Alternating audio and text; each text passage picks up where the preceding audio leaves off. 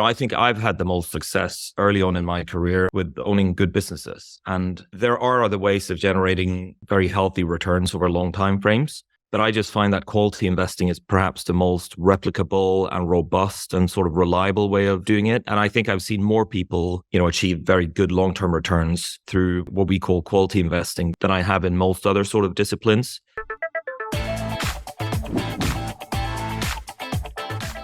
I think it'd be fair to say that you would characterize yourself as a quality investor. You've been influenced by investors like Terry Smith, Tom Gayner, who we'll be chatting about today, and Guy Spear.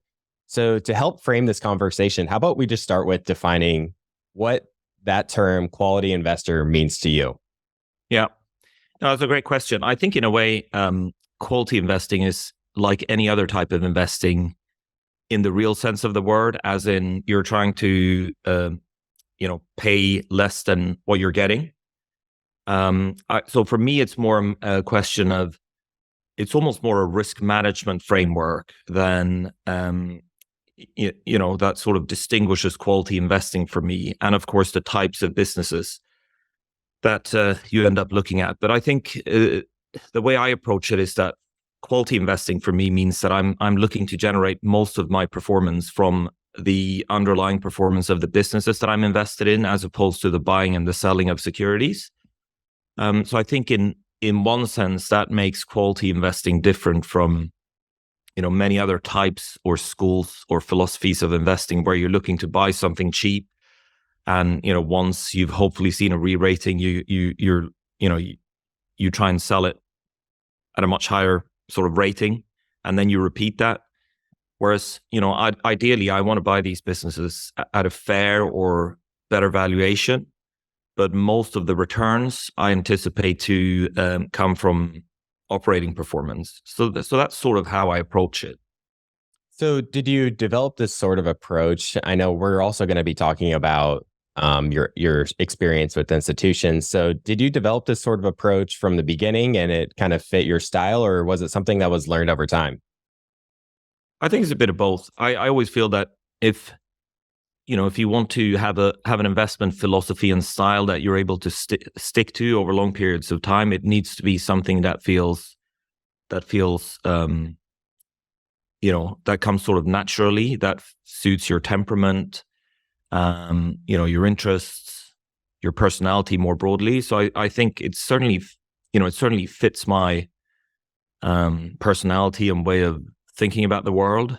But I think it's also based on having seen what works for other investors and what works for me, or what has worked for me historically, and equally what hasn't worked so well. So, I've seen, I think I've had the most success early on in my career with owning good businesses. And there are other ways of generating, very healthy returns over long time frames. But I just find that quality investing is perhaps the most replicable and robust and sort of reliable way of doing it. And I think I've seen more people, achieve very good long-term returns through what we call quality investing than I have in most other sort of disciplines. I do think that the upside or potential upside is probably, you can probably generate higher returns on the upside with some other ways of investing, but I'm so focused on capital preservation first and foremost, and then secondly, the upside. So I think it just sort of suits our structure and my temperament and, my outlook on life. Mm-hmm. So oftentimes when I think about quality investing, I think about Chuck Aukery's three-legged stool, where you have quality management, great business, and, great business being something that can, has high returns on capital, and then a runway to reinvest those earnings and have a runway for growth. So I wanted to tap into the ability to reinvest and that runway for growth. In the best case scenario, business is able to reinvest 100% of their cash flows at a high rate of return. But of course, we don't live in a perfect world, and can be pretty difficult to find these businesses and be comfortable with them. So I'm curious if you could talk about the reinvestment rate a bit, and what sort of reinvestment rate you look for, if there's a threshold, maybe there's a lower end for companies that you own today. Yeah, that's a very important question, the reinvestment piece. So one, I think important aspect of that is, I think we often talk about reinvestment in terms of the cash flow statement. So in terms of the CapEx, you might look at CapEx in relation to operating cash flows, for instance. What percentage of operating cash flows go back into maintenance and growth, well, especially growth CapEx. And I think that is an important aspect of reinvestment. But I think equally, what's often perhaps not emphasized enough is the income statement, the reinvestment that's reflected in the income statement. So as in before you get to the operating cash flow. So there's a number of OpEx lines for any business, right? And so much of the reinvestment happens there before you even get to the CapEx line, if you will, in the cash flow statement. So I think that's really important to keep in mind because it's also less sort of visible. Mm-hmm. So, we like to invest in companies that are often family controlled because they have what Tom Russo refers to as capacity to suffer and capacity to reinvest. And much of that happens in the income statement. So, it may be a case of investing in product development or R&D or marketing or brand building or any of these things. And of course, much of that, in some cases, it depends on your accounting treatment, whether you capitalize or not. But often that goes through the income statement. So I think that's an important aspect of it. We don't have a hard number in terms of, is it 50% reinvestment or 70 or 30 but we like to see businesses that ideally can reinvest at a high rate. But having said that, we also own a few companies that have seemingly very little reinvestment. So if you look at a company like Kona, or if you look at a company like Coloplast, their reinvestment rates are very low. So their dividend payout ratios are often close to 100%. And that's simply because they can grow top line and earnings without reinvesting. So, in a way, that's the ideal situation, isn't it? When you can grow earnings, but you're not having to deploy additional capital. So that means they can return plenty of cash to us as shareholders, but they can also grow the intrinsic value of the business. So I think there's all these sorts of nuances. I mean, I agree with the general notion that reinvestment is assuming you're generating returns in excess of the hurdle rate, which we would often consider to be 10% or well over 10%. Then yes, we want to see higher reinvestment rates, but there's so many other dimensions to it. So I think for us, the important thing is to see businesses that can grow, whether they require, lots of additional capital or not. Mm-hmm.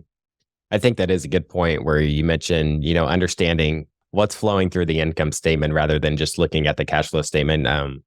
Yeah, I think that's a really, really good point. I wanted to also tap into assessing a runway, because if you're making some sort of estimate of where a few companies heading in the future, you need to assess, how long they're going to be able to reinvest, and what sort of market, what their market size is, and how much they're going to be able to tap into that. So could you talk more about how you assess a runway of a business?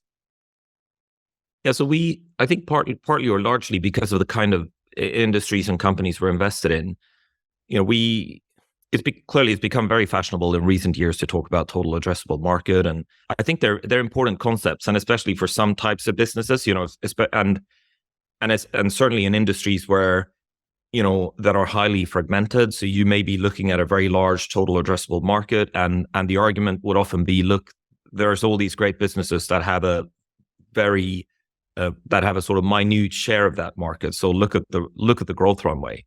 I think that's valid for some types of businesses. I think for the kinds of industries and businesses we're invested in, it's often less productive use of time, partly because the market share dynamics are so stable and the growth rates of these markets. So if you take elevators and escalators, or if you take spirits, or if you take, industrial gases, these are industries we're invested in, and usually we have a pretty good idea what the long-term growth rate has been historically, and what we think, we'll make some sort of guess about the future. I mean, we don't necessarily rely much on forecasts, but you need to have some idea whether it's a 3 or a 5 or a 7% growth business.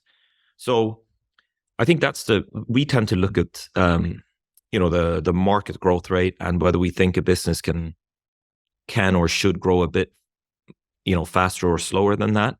I think we tend to spend less time on the sort of total addressable market, also because it's so difficult to estimate, right? If you're looking 5 or 10 years ahead. So there's some of the things that I would look at when I try to determine the potential long-term sort of growth runway for a business. But I think in essence, I agree with you that, whichever method you use to get to some estimate of the growth rate, sustainable growth rate, that's clearly one of the key variables, and probably the key variable we look at. So, you would look at the historical growth rate of the industry, of course, and then you're trying to argue for either, why should we be growing a bit faster or slower going forward? How does it compare to peers?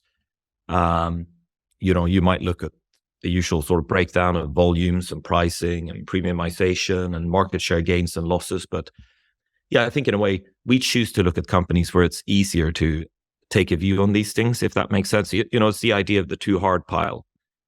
It's easier, I think, to estimate the growth rate for the elevator and escalator industry or for the industrial gases industry than for many other more exciting industries. Mm-hmm. So you do put a high level of emphasis on business quality, but you're not going to overlook the quality of a management team as well. And skin in the game or high insider ownership is something that many investors look for in a management team. And when I was preparing for this interview, one quote you had stuck out to me. You said, "Soul in the game is more important than skin in the game." So I'd love for you to expand on this and talk about what you meant by soul in the game being more important than skin in the game.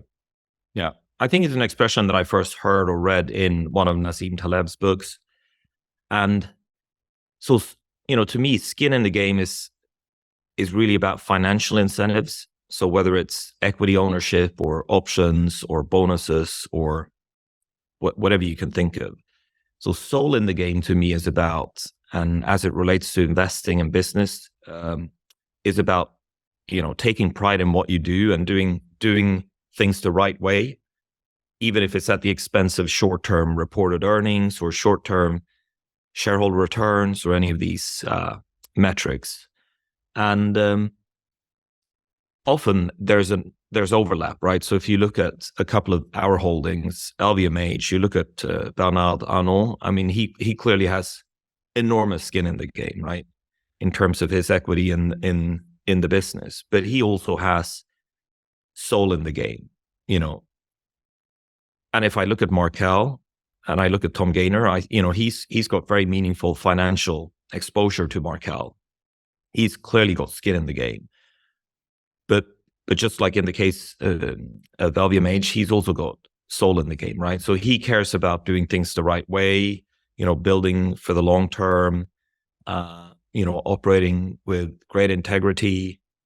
And the reason we find that it's so important is because it's the right, it's the right kind of motivation, right? If you're a long-term investor, you want to be invested with people who care about building for the long term. One of our other holdings, Hermes, is another great example of soul in the game. The family, the sort of controlling shareholder or main shareholder in the form of the Dumas family, they really have a soul in the game. So they will do things that in the short term may seem suboptimal, right? They will pull products off the shelves if they're, they've been known to do this in some cases. Products that are doing too well may come off the shelves, or they will restrict supply of certain products. They may spend money in terms of product quality. They may spend money on aspects of a product that may not even be visible to the end user or customer. But that's part of their DNA, and it's doing things the right way. So I think it's hugely important, yeah. And I think we're lucky to have most of our portfolio companies. I think we see this soul in the game. Now, in some, like a Diageo or a Nestle, you're dealing with professional hired managers. So you could argue that's a different situation. But I feel that we've found companies that are sort of professionally managed by people who really care about the business and who have a sense of purpose. So I think even in those types of companies, you can find people who have soul in the game. Mm-hmm. Yeah, that makes sense. You mentioned the family owners and, having that soul in the game where, it's much more than just showing up and getting a paycheck. Yeah, certainly. What are some of the key signs that you look for to recognize that quality outside of, something being family controlled? What are some of the key things you look for there? I think it's mainly looking at the way people behave. Um, it sounds obvious, but I think, of course, many companies will tell you that, they'll tell you about their culture and their way of doing things. And I think you need to spend a lot of time with or looking at a business to really get a sense of, is this real? Is this the way people live? Live the sort of ethos of what they're telling us. So with a company like Markel, I think it's pretty clear to anyone that spends some time, looking at the business and meeting with, current and former members of the sort of management team, and what you see is what you get, right? And I mean, some of the things we look for might be the way they communicate, so or rather don't communicate with markets. So in many cases, I think we tend to like businesses that aren't overly focused on communicating with markets on a regular basis. So, because clearly, that does suggest that these are people who are focused on the right things, which is running their business. And obviously you want them to be consistent about that so that they communicate, so that you see the same type and frequency of communication when times are good as good or bad. So that's one of the things we look for. But I think it's mainly just spending a lot of time, speaking to people inside the business, people who have been inside the business at senior levels. I think it's clear to anyone that spends a bit of time around companies like LVMH or Markel, or that they have that sort of DNA. Mm-hmm. You mentioned the family controlled aspect of the business, and this is quite an interesting concept. I was recently chatting with an entrepreneur on a trip, and he was telling me a story of building up this tech company, taking it public, taking on outside investors. And, essentially his company was hijacked from him. And, these outside investors just have a huge influence on the company. And now he's just essentially left there and he's not a part of it. And, in some cases, it can almost be like a company was almost stolen from these outside investors.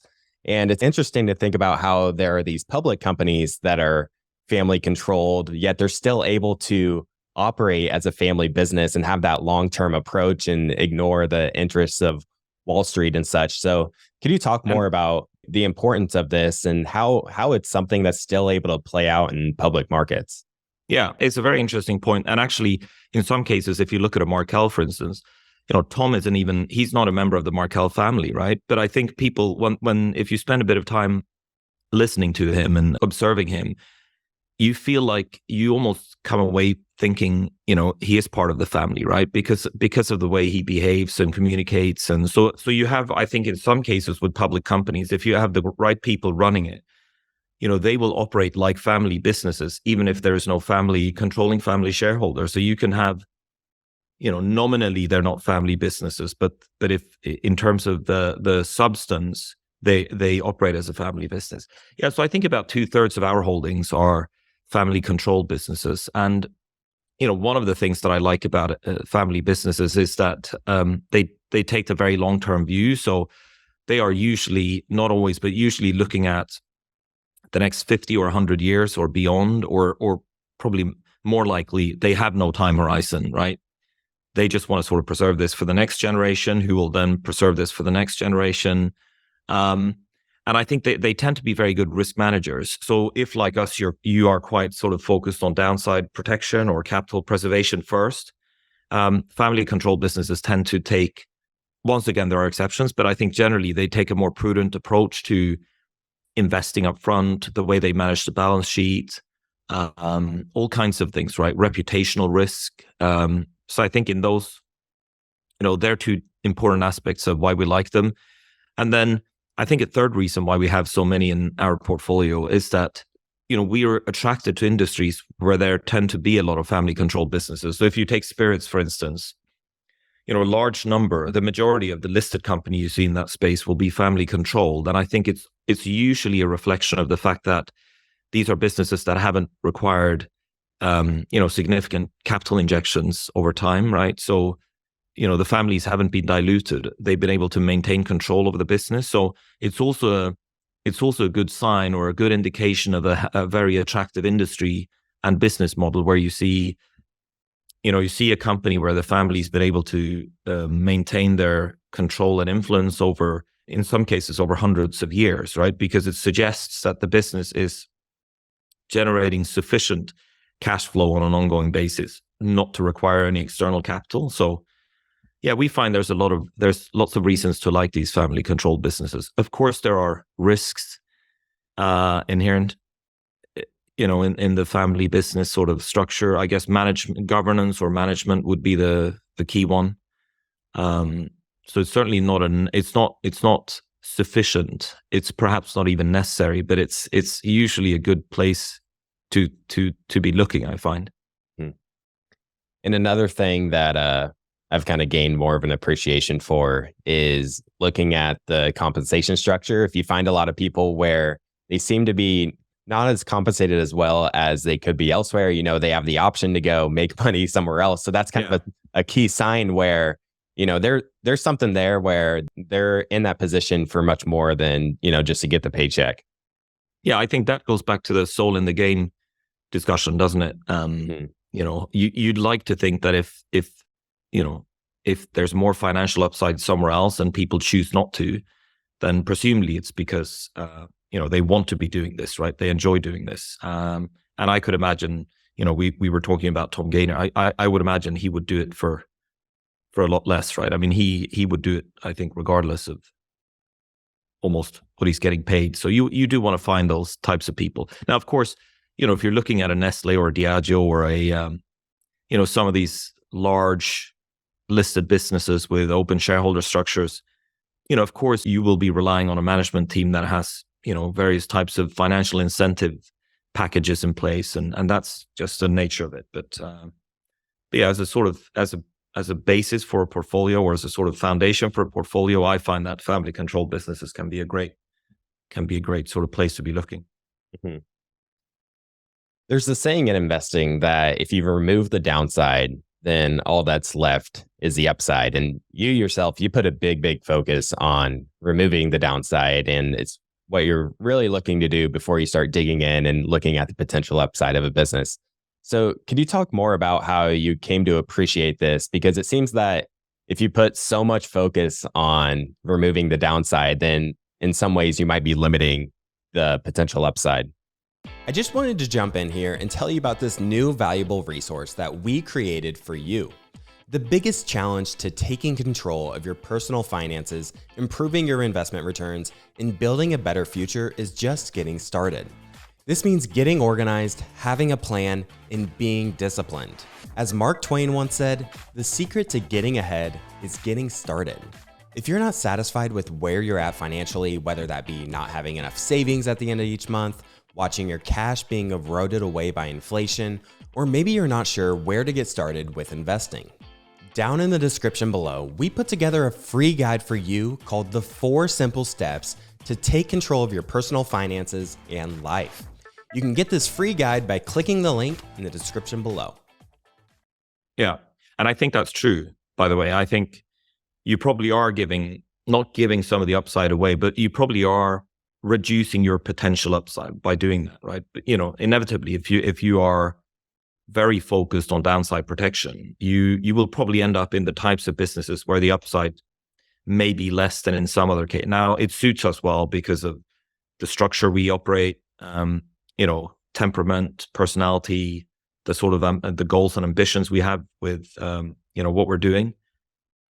But of course, if you want to be at the sort of top of the league tables on an annual basis, then that's a very different story. I think if you're as focused on downside protection as we are, then you are very unlikely to be anywhere near the top of those tables, and that's perfectly fine. In fact, if we ever were, I'd be slightly concerned, because that would suggest we were invested in the types of businesses we don't want to be invested in. So I think you're right. You probably do give away some of the upside. I think, once again, the reason we have that focus is partly the structure. It's partly a personality thing, and it's partly the idea of looking at what works and then doing it, and looking at what doesn't work and trying to sort of eliminate or reduce those activities. And I've just seen so many examples of people who seem to do well over long time frames by reducing their downside, and the idea of, focusing on not doing anything obviously stupid, as opposed to trying to be very smart about things. So we don't want to operate a strategy where we rely on being smart or having these incredible original insights. So for us, it's more consistently applying what we think is common sense in investing. I think that's probably there's obviously a more sort of philosophical foundation for this, which goes back to, for downside protection, that is, which goes back to the kinds of ideas that, Nassim Taleb discusses so well. So, the idea of via negativa and removing sort of bad things and excess interventionism, etc. But I think in a practical sense, it just seems to work, and it suits me and us. So that's sort of how we've ended up there. We look at that both at the company level and at the portfolio level. So downside protection, we're looking for layer after layer of it. So, it's a good starting point if you can invest in good businesses with good balance sheets and, robust or resilient business models. But it's nice if you can also diversify, and you can avoid leverage, and you make sure you have liquidity. So there's all these sort of layers to downside protection that I think, really can add up to a pretty robust portfolio. Mm-hmm. I was taking a look at your portfolio, and you have 20 holdings shown on your site, and you've stated that there's roughly 50 companies in your investable universe that you've narrowed it down to, and that's something that's grown over time. What are some of the primary factors you see when you're comparing your current portfolio to what's in your investable universe? Yeah, one of them would typically be that some of these companies we just haven't known for long enough, so we don't feel we understand them well enough. So, they may very well be great businesses trading at reasonable valuations, but we would like more time to understand them. So that would be one reason. Another reason would be if we already have high exposure to an industry. So spirits is one example where in the past, there's a few companies that I'd quite happily own in the spirits sort of space, but we already have 3 holdings there, and they represent maybe 20% of our portfolio. So we feel, I don't necessarily look at things from a top-down point of view, generally speaking, but of course you have to sort of manage your, call it factor exposures, or your sort of, concentration risk. So that would be another reason. They would probably be the two most common reasons. Then there's a valuation aspect. We may have a business in that investable universe that we know well enough, and we think it's a great business and it works from a portfolio point of view, but the valuation is excessive, and it needs to be obviously excessive. So, usually even if something's trading at a fair valuation, we would probably be buying into it. But if something is trading at very high multiples, or a very sort of high valuation compared to what we think it's worth, then obviously we wait and hope for a better opportunity. Now, sometimes that never materializes, which is perfectly fine. There's so many other companies to be looking at, and we feel we already have 20 great businesses in the portfolio. So they're probably the key reasons we wouldn't. That something would be in the investable universe, but not in the portfolio. Your site also shows that you guys want to achieve sustainably high rates of return. The returns of the business ideally are somewhat close or match the returns of the portfolio. What do you define as sustainably high, and is that something that changes over time? That comes back to what we talked about initially, this idea that you want to be, or we want to be, earning returns that reflect the performance of the underlying business. And, that will only be the case over very long time frames, right? So that's why we need that sustainability or durability when it comes to returns.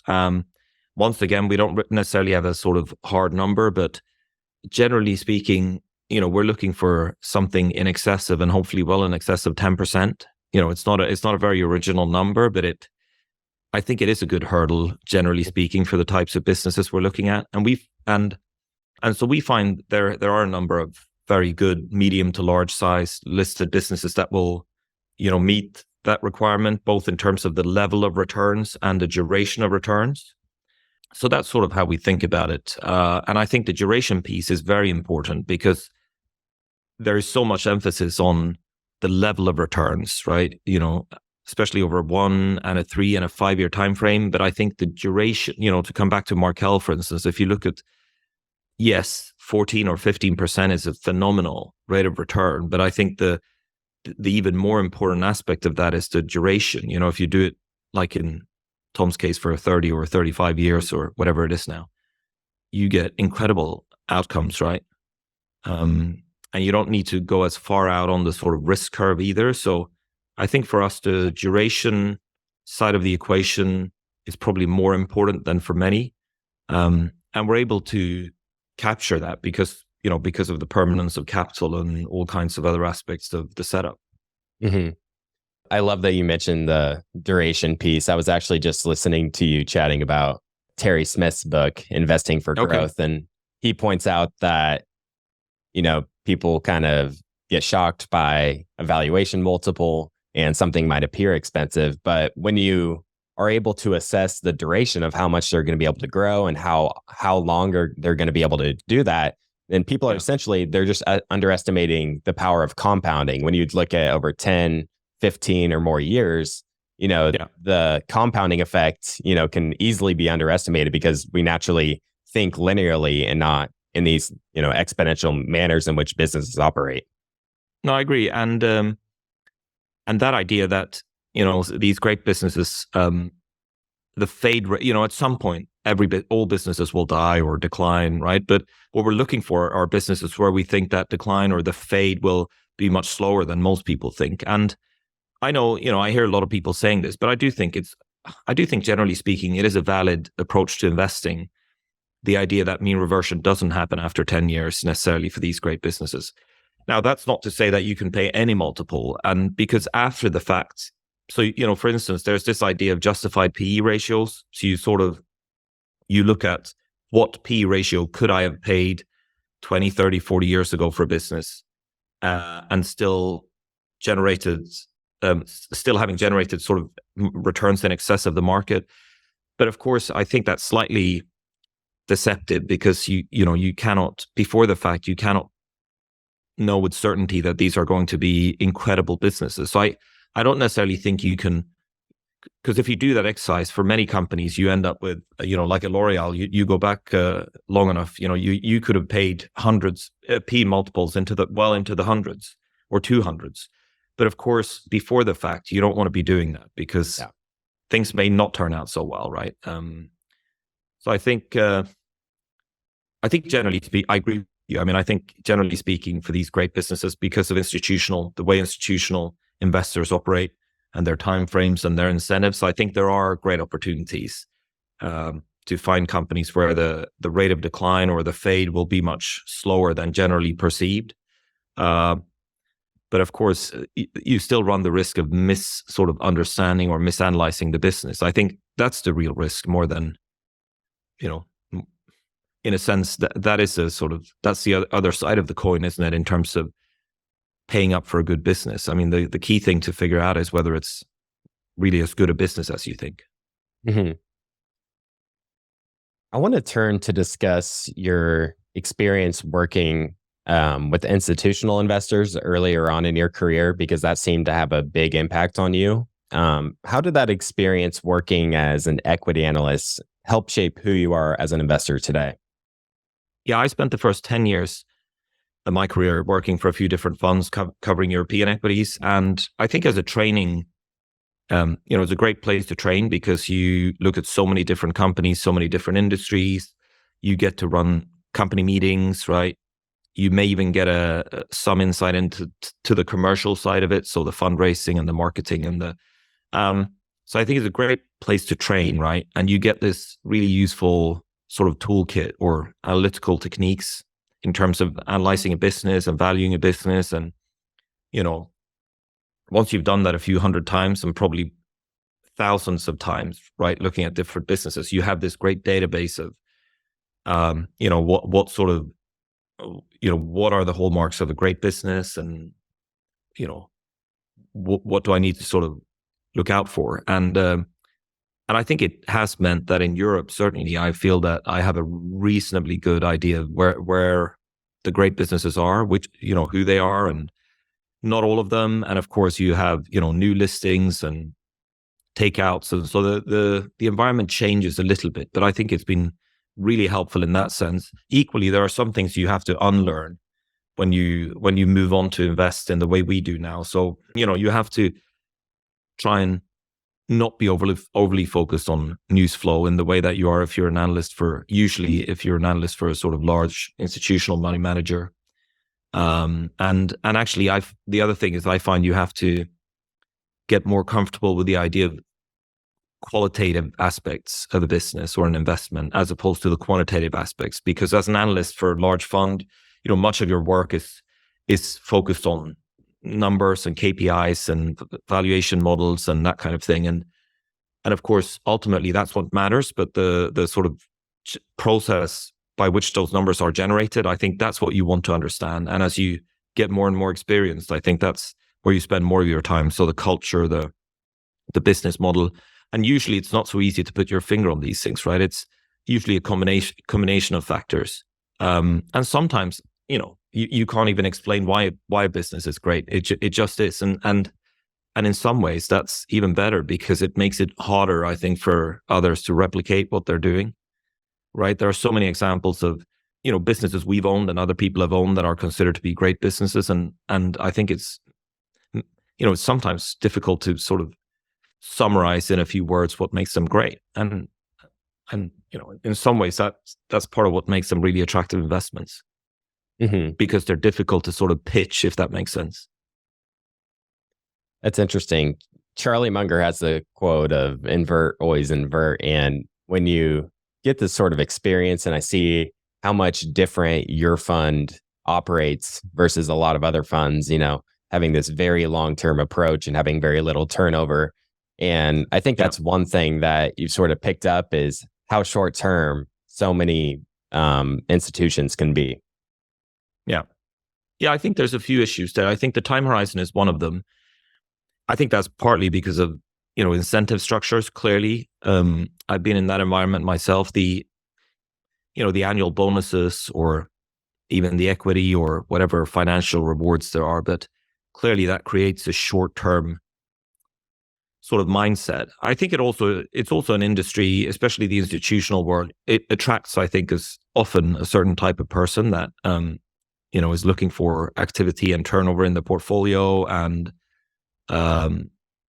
there are certainly dangers there. I think team structure is another challenge. So especially if you have teams of analysts, I've seen this myself where, of course, the analysts, your idea generation is one of the important aspects of your job, and you're pitching idea after idea. And then at some point, the PM inevitably will feel that they should probably be buying some of the things you argue for.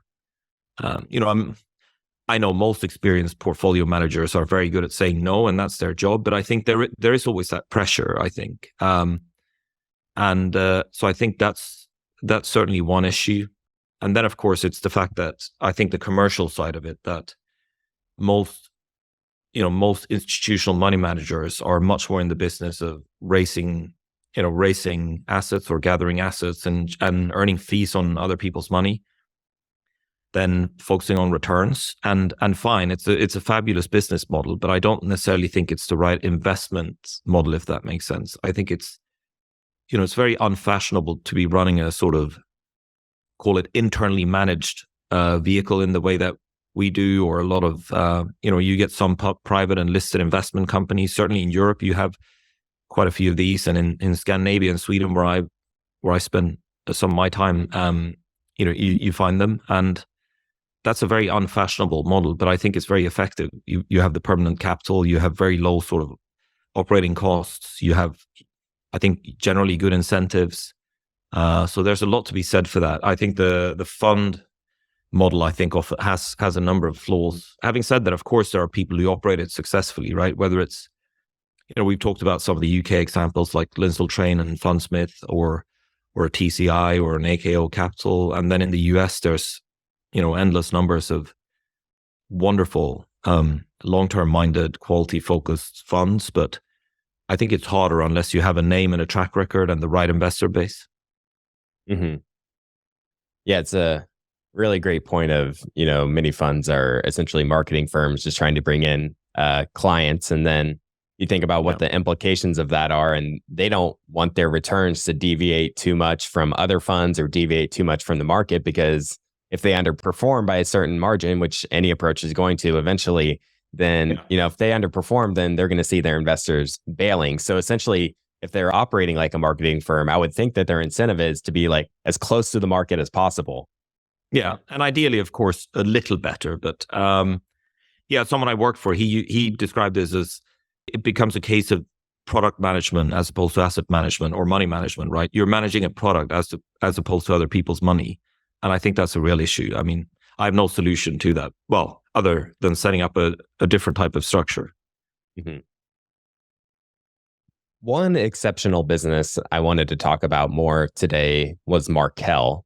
And you talked a bit about the qualitative aspects of a business. And in the short term, oftentimes what drives a stock price is just the change in the multiple or the change in the sentiment. But over the long run, oftentimes what determines the returns is things like the culture and the people that work there. So that's one thing, you've talked about that stands out with Markel and Tom Gayner being the CEO there.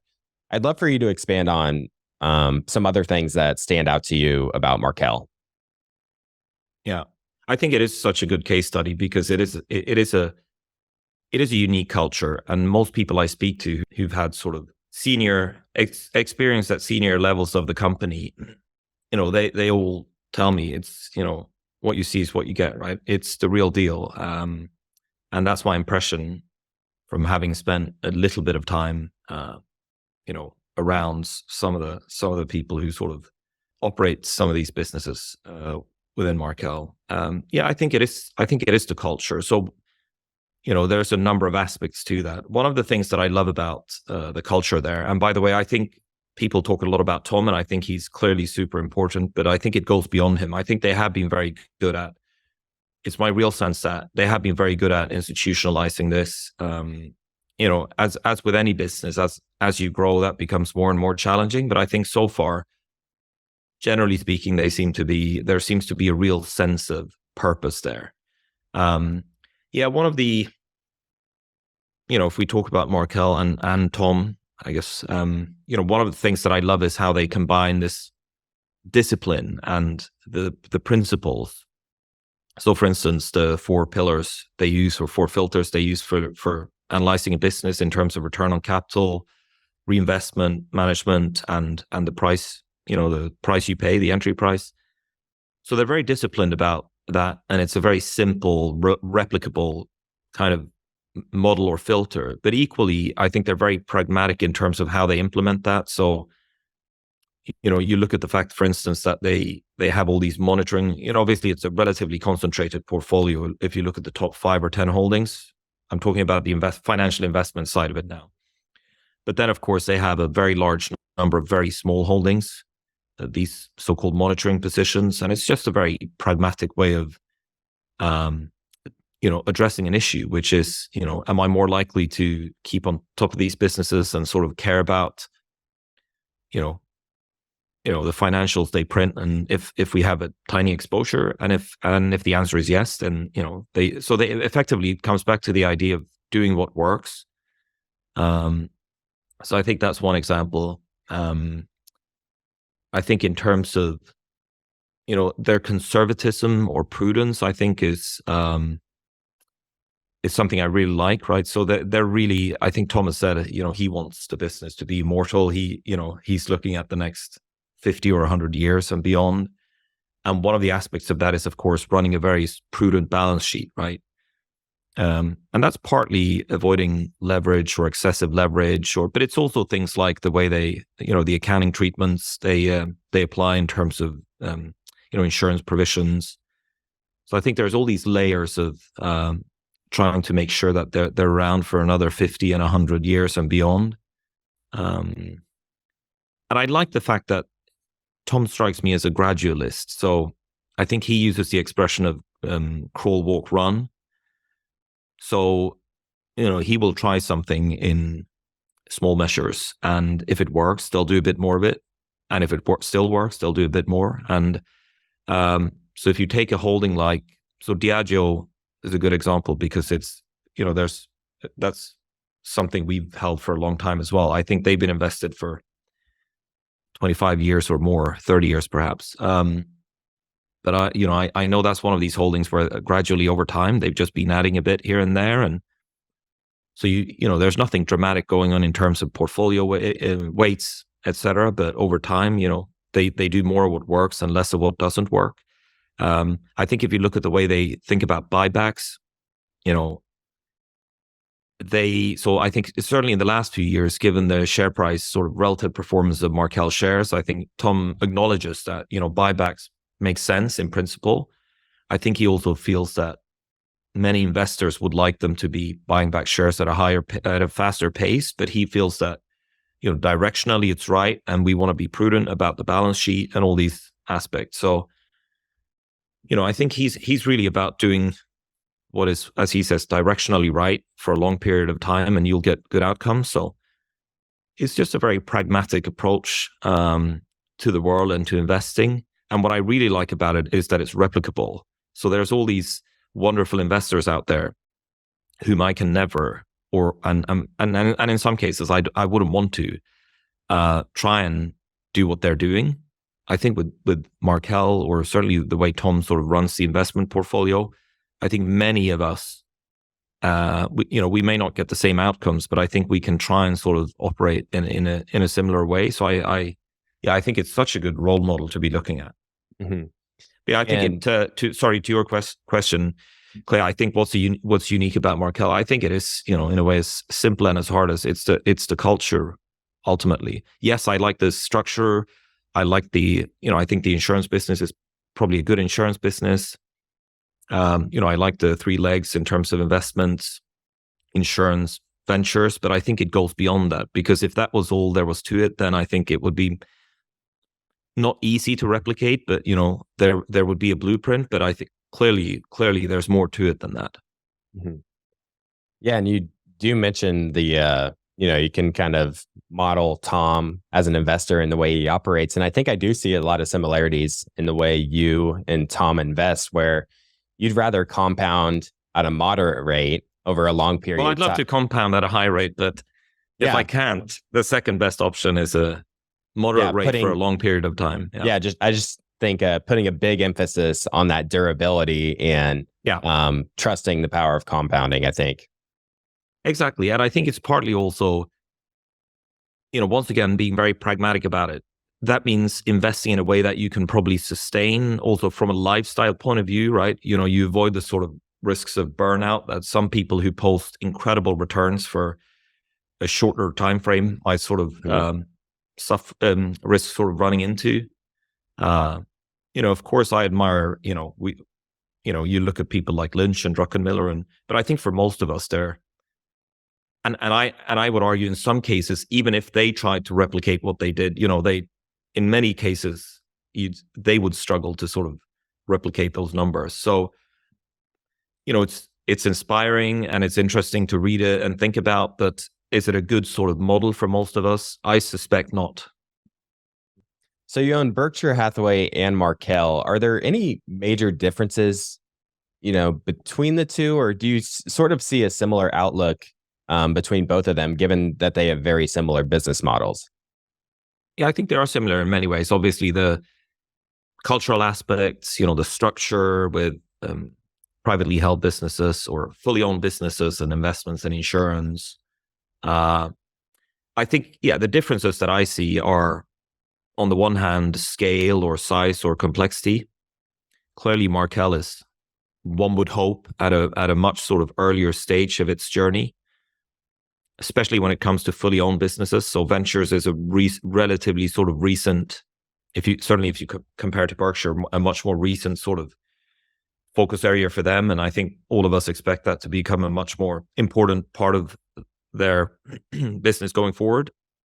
I think clearly the scale means that I would expect that Markel, there's more uncertainty, if you will, for good and bad. So both on the upside and downside. So I would like to think that if things turn out well, the upside is perhaps greater for a Markel because they're smaller. They can look at types of businesses that Berkshire can't. But of course, on the downside, they're not as diversified, right? They don't have the same positions. If you look at the insurance business, of course, they don't have as broad, a portfolio. So I think the uncertainty there is perhaps a bit greater. I think they're both fabulous businesses in slightly different ways. The other difference, and we could argue about this, but I would think that in the case of sort of key person risk, I would assume, hopefully Tom will be running Markel for a long time, but when we get to the point where he hands over to the sort of next generation, my feeling is that Markel will look less different after Tom hands over the reins than Berkshire will after Warren does, right? I would, for a few different reasons, I would assume that things might change a little bit more at Berkshire than they would at Markel. But of course, that's me speculating there. I also wanted to tap into the spirits industry a bit. You mentioned that 20% of your fund is invested in that industry. I'd assume across a wide variety of different countries there. So some of these stocks are Diageo and Rémy Cointreau, and they've actually had a pretty rough 2023. So I'm curious what your thoughts are on that industry, and specifically your thoughts on how these stocks have performed this year. Yeah. We love the industry. We've been invested, currently we have Diageo, Rémy, and then we have David Campari. And also it's not a distiller, but we're invested in Heineken Holding. And we've owned some of the other distillers in the past, like Brown-Forman.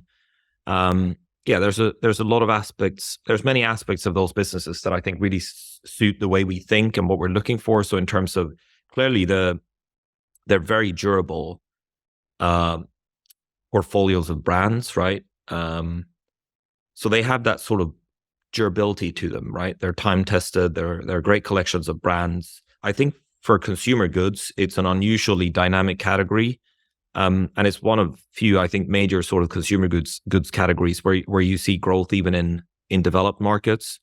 So in emerging markets, clearly it's more about volume growth and to some extent premiumization, and in developed markets, it's more about the premiumization aspect of it. But overall, these businesses are showing growth across the board normally.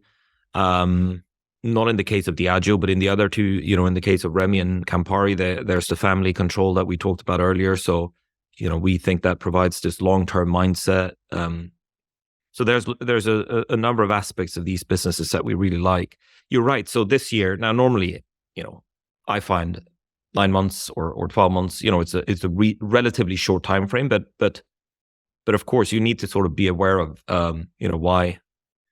What is the market trying to tell us? I think it's clear that the issue this year has mainly been that the US market, which is super important if you're a spirits company. So in Diageo's case, I think close to half of their EBITs from that part of the world. So it's a very important market. And of course, having had an incredibly strong run, during the pandemic and coming out of the pandemic, there's been this very significant slowdown in the US market this year. And in some categories, especially cognac, growth has gone into reverse, right? So they just saw this tremendous growth, cognac especially during the pandemic, and then there were, perhaps going into this year, inventory levels were a bit higher than normal, and then we've seen both underlying growth in terms of depletions, but also destocking this year. So there's been a very dramatic shift, and of course you also have difficult sort of comparatives from last year. So that has especially impacted a company like Remy, because they have a liqueurs and spirits division, but cognac is sort of, that's where they make their money. So that's been very, I think, painful for them. It's also worth keeping in mind that Remy was trading, at pretty high levels going into all of this, when I think they were trading just north of 200 euros. And so I think, Remy's down 40% or something from the all-time highs. So the issue has really been the US market, and especially in cognac. And of course, that's impacted Diageo to some extent as well, but much less so because they're much more diversified across categories and brands and geographies. So normally, those types of, call it resets, might create opportunities for someone like ourselves, because we're not overly concerned about, what a certain category does in 6 or 12 months, and even less what the destocking, right, the inventory situation. I think for us, the more important question is the structural long-term question, which is in cognac especially, could we see a shift towards other categories, and especially tequila, which is has done, and obviously growth has come down there pretty meaningfully, but it's still doing very well in the US. The US, I think, is like 3/4 of the global total for that category. So it's really a US market or a US business at this point. But we see some of the same occasions and some of the same customer demographics, et cetera, as for cognac. So I think for us, that's the more important question. Now, I still have, faith in cognac being a sort of a good place to be invested for the long term. But that's the kind of thing that we would try and understand better. Could there be a structural shift to some extent?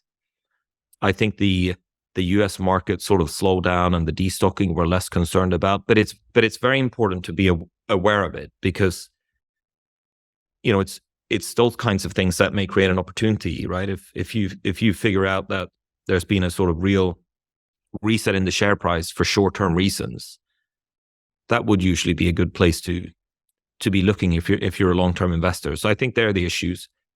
Slightly less important is probably the sort of the fact that the Chinese recovery's been, for these companies, been, I think, slightly disappointing. It's not been as sort of dynamic as we were hoping, but overall, we remain very happy holders of all these companies. Towards the beginning of our chat, we chatted about reinvestment opportunities, and one company that stuck out to me that seemed to be more on the mature side was Diageo. I noticed that over half of their cash flows are going towards dividends and share repurchases.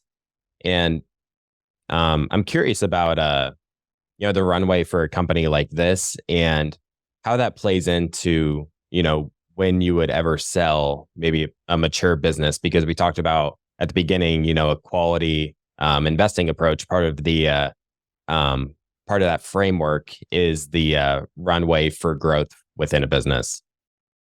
Yeah, no, it's clearly super important. I think organic growth is if I had to look at one metric, operating sort of performance metric over time, and that's got to be it, because that sort of that informs everything. Hopefully, if you have good organic growth, you have operating leverage, and you have sort of you leverage on your underlying EPS, and so that's key. On the one hand, you could argue these are relatively mature businesses. Having said that, so Diageo is the largest international premium spirits player out there. Their share of total, alcoholic beverages, global alcoholic beverages, I think, is less than 5%. So, clearly, even for a company the size and sort of complexity of a Diageo, it's a highly fragmented market if you look at it on a global basis. So I think that's a good sort of starting point to be aware of. If I look at historical growth rates, this is an industry that if I look at the last 10 years might have been growing at 5 5 or 6%, which I think is a healthy growth rate. So for this type of business, if we can get 5 or 6% organic growth over time, and say close to or around or slightly in excess of 10% underlying earnings growth, or EPS growth, I should say, that can create tremendous value over long periods of time. And then there's the fact that there are pockets within spirits where you see tremendous growth. So we touched on tequila. I think tequila, that market has doubled over the last 5 years. And within that, if I look at the last 10 years, Diageo has gone from something like 2% market share to almost 20%. I think they ended last year at maybe 18% or something. And that's mainly because they own two of the best performing, or probably the two best performing brands in the category, Casamigos and Don Julio. So that's been an incredible success for them. So I think if you're, it speaks to dynamic portfolio management. So if you need to sort of pay attention to where the growth is, or rather will be, and you need to invest behind that. And they've done that very well in some cases, and especially in the case of tequila. And I see this in some of the other portfolio companies. So like a Nestle, for instance, they've been very good at, shifting resources to faster growing categories, like, coffee or pet food or health and nutrition. So I think it's possible for these large, diverse or diversified organizations to get exposure to these pockets of growth if they're sort of dynamic about how they shape their portfolio. So I think there's plenty of runway for growth here for the overall market, in terms of potential market share gains. There's volume growth, there's premiumization, I think there are a lot of healthy drivers here. And I know there's concerns about, from a business point of view, about young people sort of consuming less. And, I think that's only partly true. I think if you look at the developing world, it's not true at all. I think, what you usually hear is that in more mature markets, consumers, especially young consumers, tend to drink less but better. I mean, in many categories, they're not even drinking less. So I think sometimes that's where opportunities arise, where there's a narrative out there that, some of these categories are dying, and some of them look less dynamic. Vodka in the US is not terribly attractive. And but overall, I think there is a slight disconnect between, if you look at the hard data on market size and all these things, it tells a slightly different story, I think, often, certainly in alcoholic beverages. Similarly for beer, I think, if you manage these things well, I don't think the outlook is nearly as bleak as I often hear.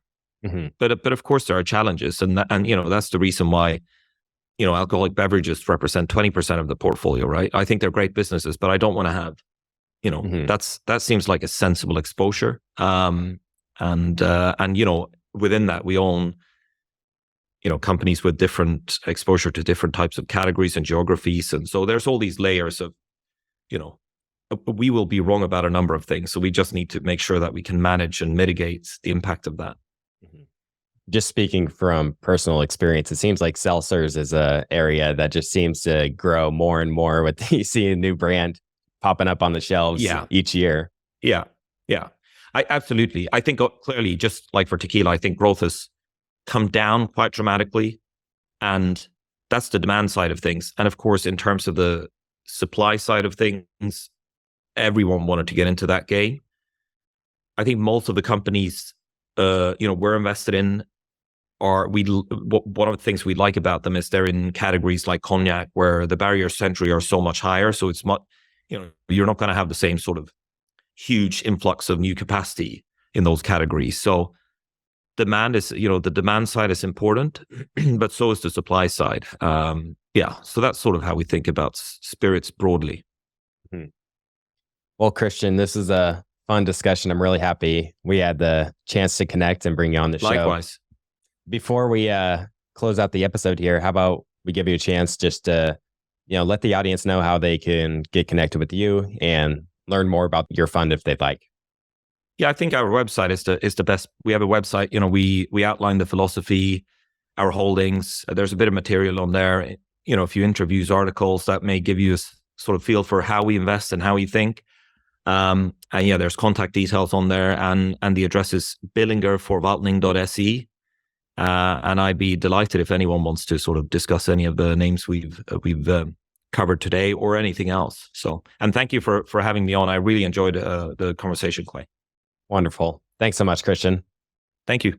Don't say never on any company, no matter how you feel in your gut about that company.